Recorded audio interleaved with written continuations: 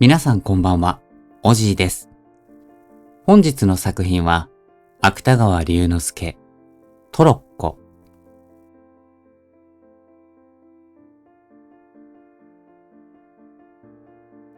小田原熱海間に、軽便鉄道敷設の工事が始まったのは、良平の8つの年だった。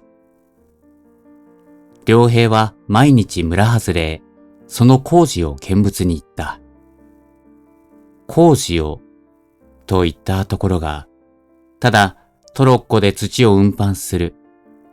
それが面白さに見に行ったのである。トロッコの上には土工が2人、土を積んだ後ろに佇んでいる。トロッコは山を下るのだから、人手を借りずに走ってくる。煽るように車台が動いたり、土工の反転の裾がひらついたり、細い線路がしなったり。良平はそんな景色を眺めながら、土工になりたいと思うことがある。せめては一度でも土工と一緒にトロッコへ乗りたいと思うこともある。トロッコは村外れの平地へ来ると、自然とそこに止まってしまう。と同時に、土工たちは身軽にトロッコを飛び降りるが早いか、その線路の終点へ車の土をぶちまける。それから今度はトロッコを押し押し、元来た山の方へ登り始める。良平はその時乗れないまでも押すことさえできたらと思うのである。ある夕方、それは2月の初旬だった。良平は2つ下の弟や、弟と同じ年の隣の子供と、トロッコの置いてある村外れへ行った。トロッコは泥だらけになったまま、薄明るい中に並んでいる。が、その他はどこを見ても、土工たちの姿は見えなかった。3人の子供は恐る恐る、一番端にあるトロッコを押した。トロッコは3人の力が揃うと、突然、ゴロリと車輪を回した。良平はこの音にヒヤリとした。しかし、2度目の車輪の音は、もう彼を驚かさなかった。ゴロリ、ゴロリ。トロッコはそういう音とともに、3人の手に押されながら、そろそろ線路を登っていった。そのうちに、かれこれ10軒ほど来ると、線路の勾配が急になりだした。トロッコも3人の力ではいくら押しても動かなくなった。どうかすれば車と一緒に押し戻されそうにもなることがある。良平はもう良いと思ったから、年下の2人に合図をした。さあ、乗ろう。彼らは一度に手を離すとトロッコの上へ飛び乗った。トロッコは最初おもむろに、それからみるみる勢いよく、一息に線路を下り出した。その途端に突き当たりの風景はたちまち両側へ分かれるように、ずんずん目の前へ展開してくる。顔に当たる白母の風、足の下に踊るトロッコの動揺。良平はほとんど有頂天になった。しかし、トロッコは2、3分の後、もう元の終点に止まっていた。さあ、もう一度押すじゃ。良平は年下の2人と一緒に、またトロッコを押し上げにかかった。が、まだ車輪も動かないうちに、突然、彼らの後ろには誰かの足音が聞こえ出した。のみならず、それは聞こえ出したと思うと、急にこういう怒鳴り声に変わった。この野郎、誰に断ってトロに触った？そこには、古い印番店に季節外れの麦わら帽をかぶった背の高い土工が佇んでいる。そういう姿が目に入ったとき、良平は年下の二人と一緒にもう五六軒逃げ出していた。それぎり、良平は使いの帰りに人気のない麹場のトロッコを見ても、二度と乗ってみようと思ったことはない。ただ、その時の土工の姿は、今でも良平の頭のどこかに、はっきりした記憶を残している。薄明かりの中にほのめいた小さい黄色の麦わら帽。しかし、その記憶さえも、年ごとに色彩は薄れるらしい。その後、10日余り経ってから、良平はまた、たった一人、昼過ぎの麹場に佇みながら、トロッコの来るのを眺めていた。すると、土を積んだトロッコの他に、枕木を積んだトロッコが一両。これは本線になるはずの太い線路を登ってきた。このトロッコを押しているのは二人とも若い男だった。良平は彼らを見た時から、なんだか親しみやすいような気がした。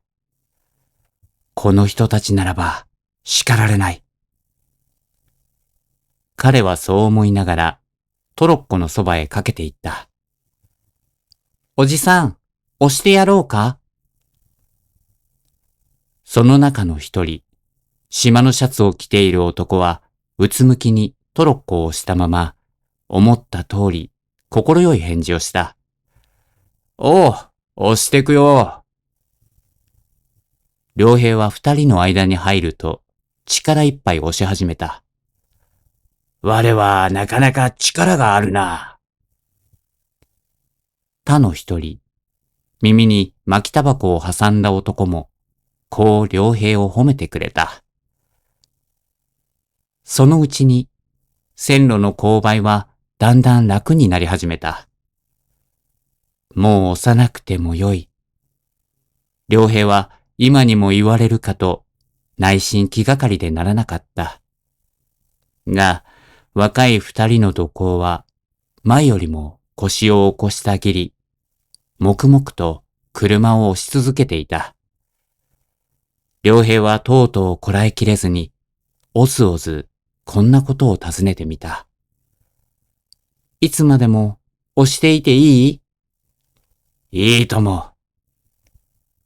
二人は同時に返事をした。良平は優しい人たちだ、と思った。五六丁余り押し続けたら、線路はもう一度急勾配になった。そこには両側のみかん畑に黄色い実がいくつも日を受けている。登り道の方がいい。いつまでも押させてくれるから。良平はそんなことを考えながら全身でトロッコを押すようにした。みかん畑の間を登り詰めると、急に線路は下りになった。島のシャツを着ている男は良平に、やい、乗れと言った。良平はすぐに飛び乗った。トロッコは三人が乗り移ると同時に、みかん畑の匂いを煽りながら、ひたすべりに線路を走り出した。押すよりも乗る方がずっといい。良平は羽織に風をはらませながら、当たり前のことを考えた。行きに押すところが多ければ、帰りにまた乗るところが多い。そうもまた考えたりした。竹やぶのあるところへ来ると、トロッコは静かに走るのをやめた。三人はまた前のように重いトロッコを押し始めた。竹やぶはいつか雑木林になった。つま先上がりのところどころには赤錆の線路も見えないほど落ち葉の溜まっている場所もあった。その道をやっと登り切ったら、今度は高い崖の向こうに広々と薄ら寒い海が開けた。と同時に良平の頭にはあまり遠く来すぎたことが急にはっきりと感じられた。三人はまたトロッコへ乗った。車は海を右にしながら雑木の枝の下を走っていった。しかし、良平はさっきのように面白い気持ちにはなれなかった。もう帰ってくれればいい。彼はそうも念じてみた。が、行くところまで行き着かなければ、トロッコも彼らも帰れないことはもちろん彼にも分かりきっていた。その次に車の止まったのは切り崩した山を背負っている藁屋根の茶店の前だった。二人の土工はその店へ入ると、血のみごをぶった神さんを相手に悠々と茶などを飲み始めた。良平は一人イライラしながらトロッコの周りを回ってみた。トロッコには頑丈な車台の板に跳ね返った泥が乾いていた。しばらくの後、茶店を出て岸品に巻きタバコを耳に挟んだ男は、その時はもう挟んでいなかったが、トロッコのそばにいる良平に新聞紙に包んだ駄菓子をくれた。良平は冷淡に、ありがとう、と言った。が、すぐに冷淡にしては相手にすまないと思い直した。彼はその冷淡さを取り繕うように、包み菓子の一つを口へ入れた。菓子には新聞紙にあったらしい石油の匂いが染みついていた。三人はトロッコを押しながら緩い傾斜を登っていった。良平は車に手をかけていても、心は他のことを考えていた。その坂を向こうへ降り切ると、また同じような茶店があった。土工たちがその中へ入った後、良平はトロッコに腰をかけながら、帰ることばかり気にしていた。茶店の前には、花の咲いた梅に西日の光が消えかかっている。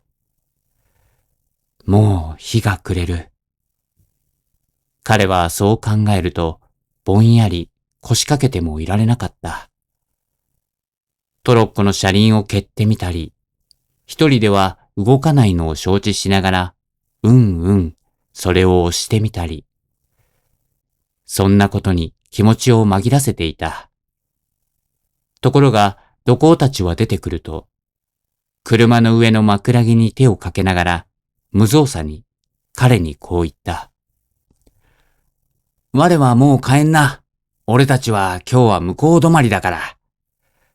あんまり帰りが遅くなると、我のうちでも心配するずら。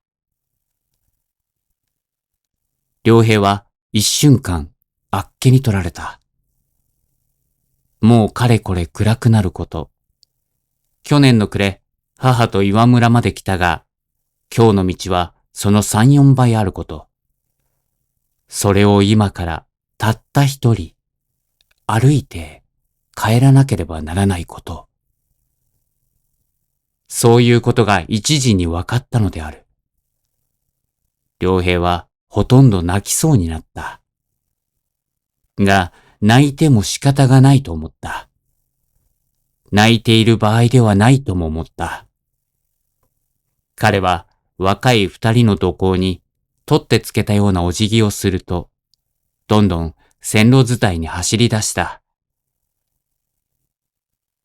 良平はしばらく無我夢中に線路のそばを走り続けた。そのうちに懐の菓子包みが邪魔になることに気がついたから、それを道端へ放り出すついでに、板草履もそこへ脱ぎ捨ててしまった。すると、薄い旅の裏へ、直に小石が食い込んだが、足だけははるかに軽くなった。彼は左に海を感じながら、急な坂道を駆け上った。時々、涙がこみ上げてくると、自然に顔が歪んでくる。それは無理に我慢しても、鼻だけは絶えずクークーなった。竹やぶのそばを駆け抜けると、夕焼けのした日金山の空も、もうほてりが消えかかっていた。良平はいよいよ気が気でなかった。雪と帰りと変わるせいか、景色の違うのも不安だった。すると、今度は着物までも、汗の濡れ通ったのが気になったから、やはり必死にかけ続けたなり、羽織を道端へ脱いで捨てた。みかん畑へ来る頃には、あたりは暗くなる一方だった。命さえ助かれば。良平はそう思いながら、滑ってもつまずいても走っていった。やっと遠い夕闇の中に村外れの工事場が見えたとき、良平は一思いに泣きたくなった。しかし、その時もべそはかいたが、とうとう泣かずに駆け続けた。彼の村へ入ってみると、もう両側の家々には電灯の光が差し合っていた。良平はその電灯の光に頭から汗の湯気の立つのが彼自身にもはっきりわかった。井戸端に水を汲んでいる女衆や畑から帰ってくる男衆は良平があえぎあえぎ走るのを見ては、おい、どうしたねなどと声をかけた。が、彼は無言のまま雑貨屋だの、床屋だの、明るい家の前を走りすぎた。彼の家の角口へ駆け込んだとき、良平はとうとう大声にわーっと泣き出さずにはいられなかった。その泣き声は彼の周りへ一時に父や母を集まらせた。ことに母は何とか言いながら良平の体を抱えるようにした。が、良平は手足をもがきながらすすり上げすすり上げ泣き続けた。その声があまり激しかったせいか、近所の女衆も3、4人、薄暗い角口へ集まってきた。父母はもちろん、その人たちは口々に彼の泣くわけを尋ねた。しかし、彼は何と言われても、泣き立てるより他に仕方がなかった。あの遠い道を駆け通してきた、今までの心細さを振り返ると、いくら大声に泣き続けても足りない気持ちに迫られながら。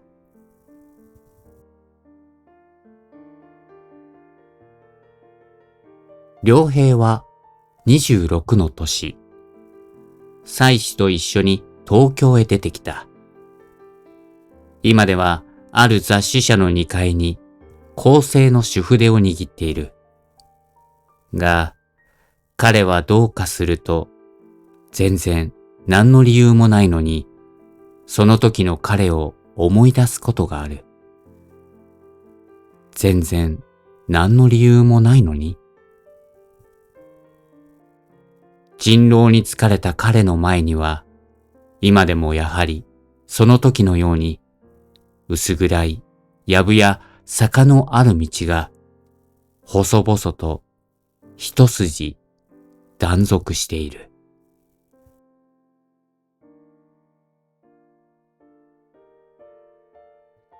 芥川龍之介トロッコでございました。お相手はオジーの朗読者でした。またのご来店お待ちしております。